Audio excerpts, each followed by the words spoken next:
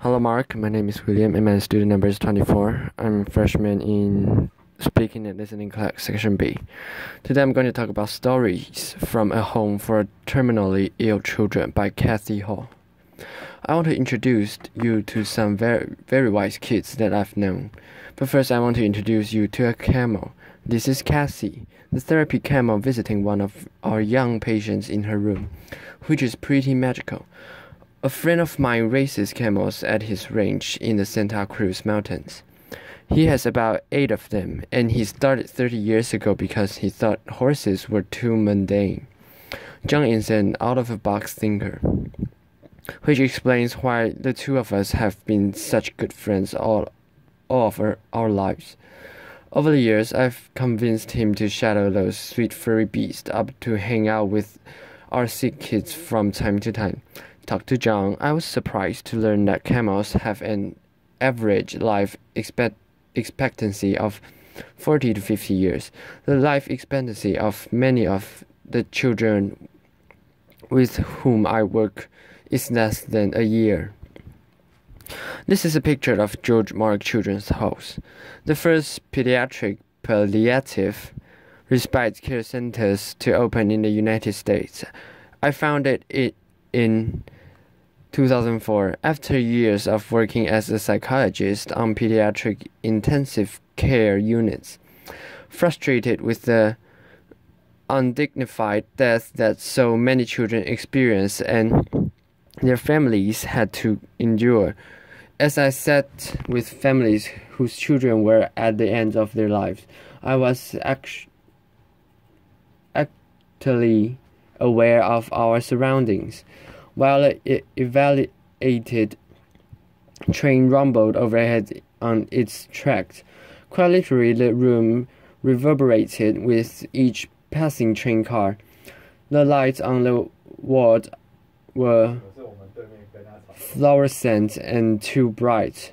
Monitors beeped, and did the elevator noisily announcing its arrival. These families were experiencing some of the most excruciating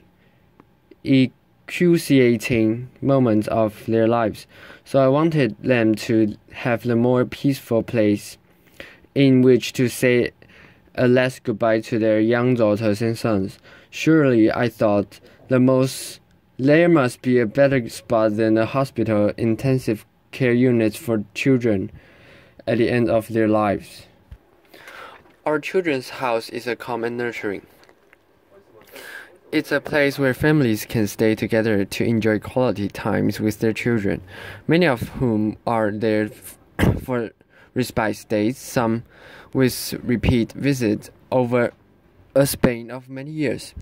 We call those children our frequent flyers. Rather than the bright, noisy quarter of the hospital, their rooms are calm and comfortable, with actual living spaces for the families, a sanctuary of gardens, and a wonderful outdoor playground with the special structures for children with physical limitations. This sweet baby Lars came to us directly from a hospital intensive care unit. Imagine hearing the heartbreaking news that none of us will ever want to hear.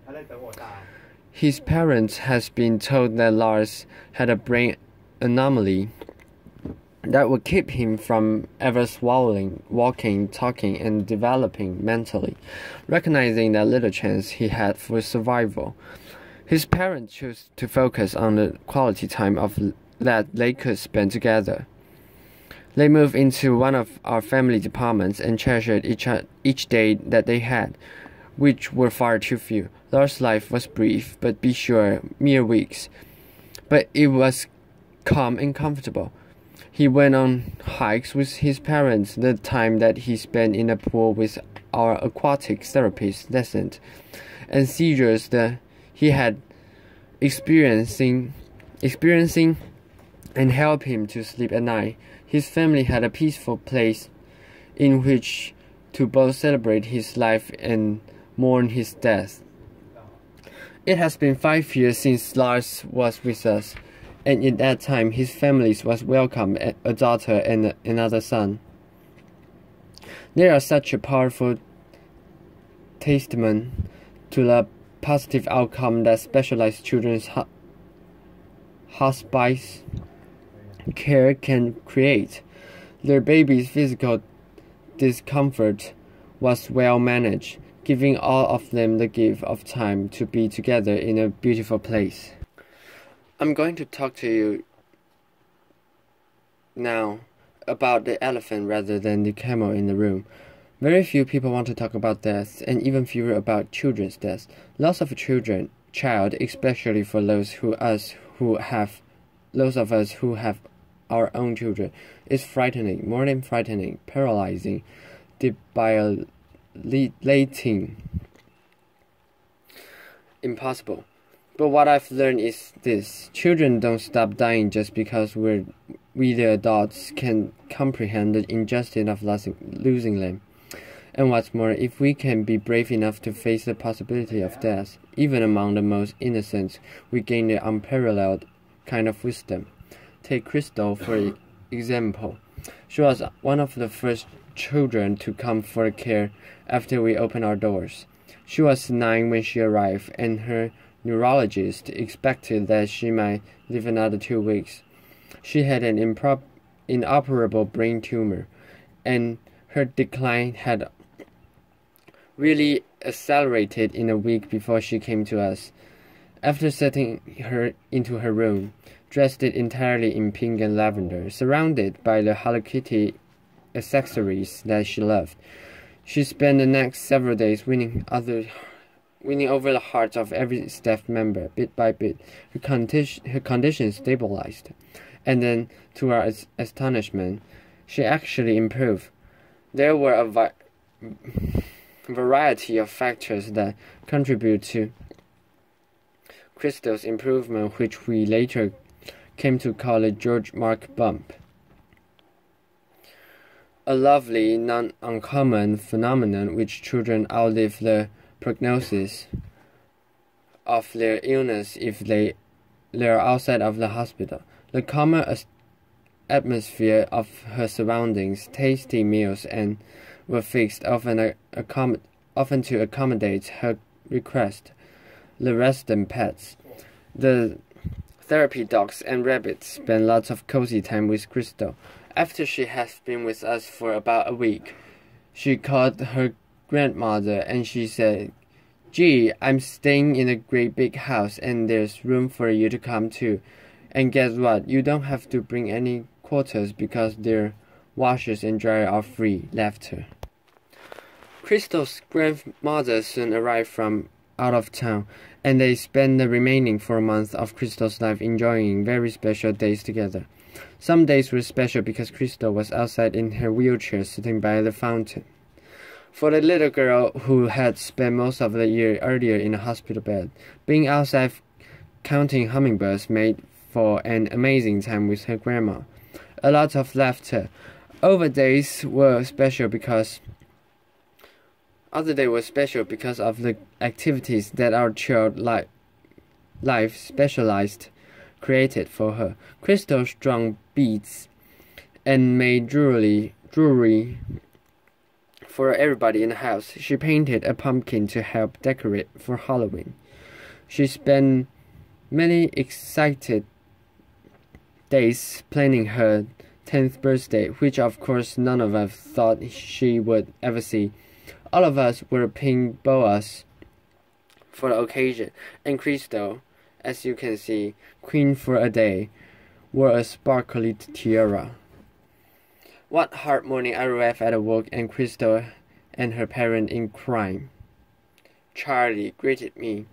With some help, they had set up a lemonade and cookie stand outside the front door, a very strategic location. I asked Crystal the price of the cookie that I had selected, and she said $3. Laughter.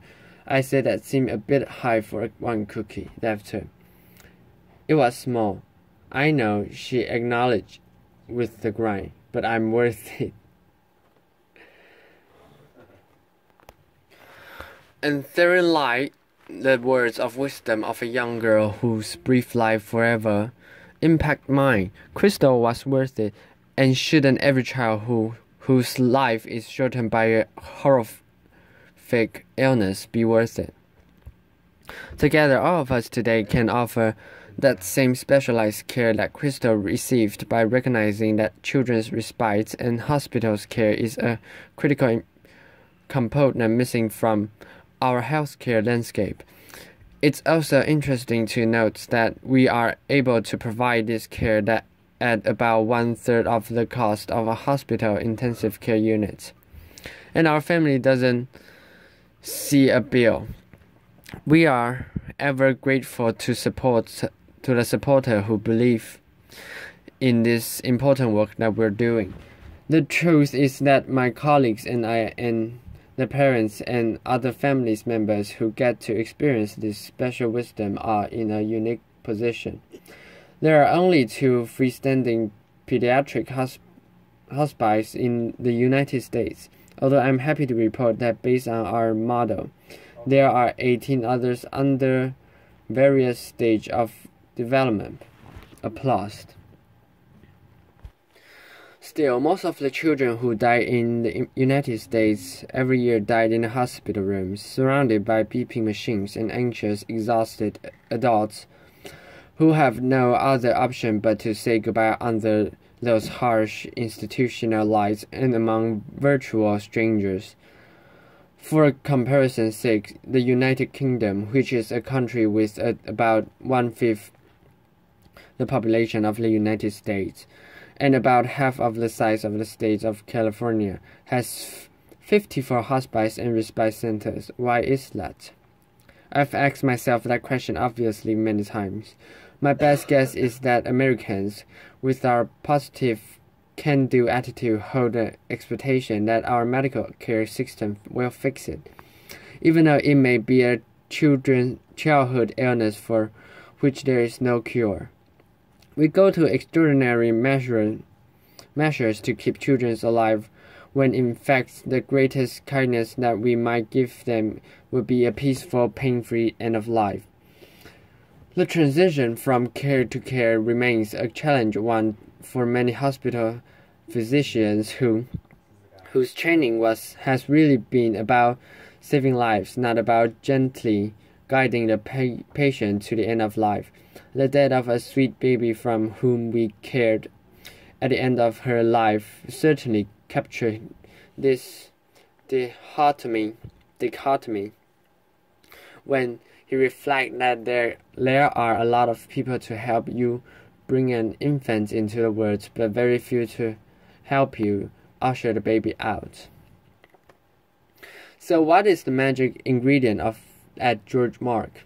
The complex medical diagnosis that brings our young patients to us means that their lives had often been restricted, some to a hospital bed for a long period of time, others to wheelchairs, still others to intensive courses of chemotherapy, of rehab.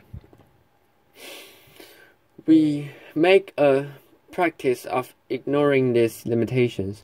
Our default answer is yes, and our default question is why not? That's why we took a young boy who wasn't going to live for another baseball season to Game 5 of the World Series. That's why we have a talent show put on by the staff and kids for family and friends who wouldn't be enchanted by a young boy playing a piano piece with his feet, because his arms are atrophied.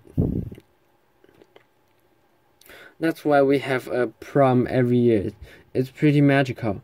We started the prom after hearing a dad lament that he would never pin a boutonniere on his son's tuxedo lapel. The weeks before the dance, the house is in a flurry, and I don't know who's more excited, the staff or the kids. Laughter.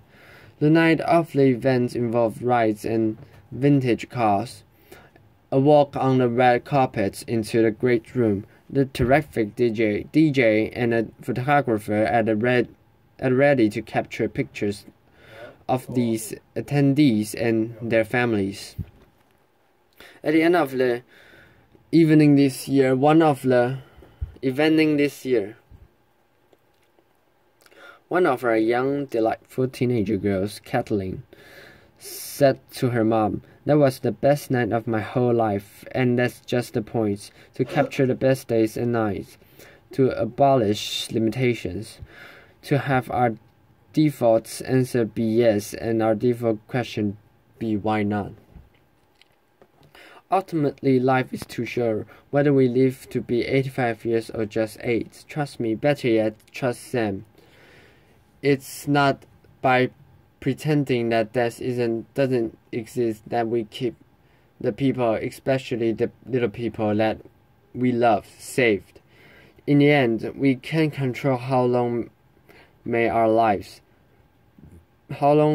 of us lives. What we can control is how we spend our days, the spaces we created, the meaning and joy that we make. We cannot change the outcome, but we can change the journey. Isn't it time to recognize that children deserve nothing less than our most uncompromising bravery and our wildest imagination? Thank you. Applause.